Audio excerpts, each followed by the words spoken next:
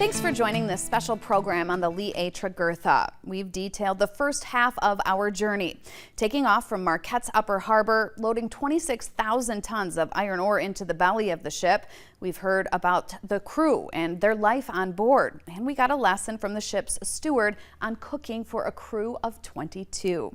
We toured the engine room, and we sat in the beauty of riding a freighter through the Great Lakes. But there's still much more of our journey to Burns Harbor, Indiana. We head now to the Soo Locks, and the ship gets a new captain. We reached the Soo Locks around 3 a.m., about 15 hours after we left Marquette. And believe it or not, boat traffic was heavy.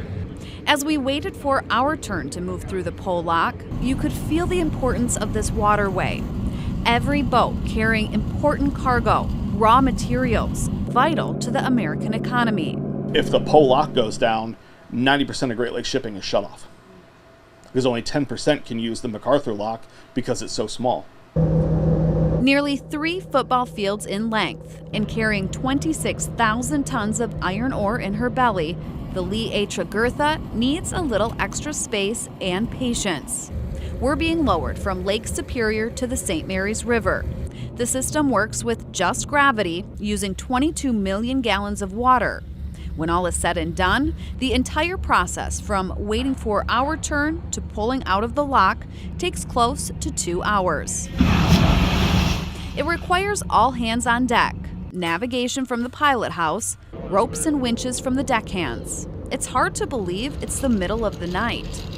But this trip through the Soo Locks is a bit more significant, as Captain Nick will get off the boat and head home to see his wife and kids after almost 60 days at the helm, and a new captain will be coming on board.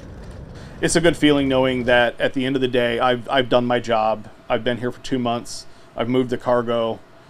All my guys are still here. No one's been hurt. There's been no accidents. And I get to go home, and I get to enjoy that time with my wife and kids. Captain Nick says he's been able to balance life on the boats with a family, in large part because of his wife. She is there all the time, and it's on her when I'm gone. She really is the glue that holds this whole production together. Time home is time to recharge, to let go of the heaviness of keeping a ship, her crew, and her cargo safe. My job is to move this boat. It's to move cargo. But the most important thing that I do, that I pride myself on, is making sound decisions. Not only does my life get affected, but the 22 other people on board are affected by my decisions. Not only them, but also their families too. So it's a big burden. It weighs a lot. It's a quick on and off as the boat continues its move through the locks. And just like that, the ship now has a relief captain for the next 30 days, Captain Jack. We would call pass down notes, and so all the pertinent information that I might need to know what's going on in the boat right now is written down for me.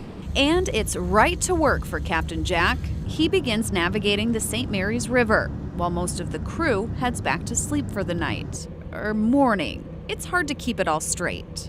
The challenge is more of what am I walking into on this boat? What are the specific situations that are going on this boat right now? Now, unfortunately, traveling the St. Mary's River at night doesn't allow for great video. Remember, we're on Lee A. Tregurtha's time. And so while I was looking forward to seeing the sights, there just wasn't much to see. Those moments would come at sunrise.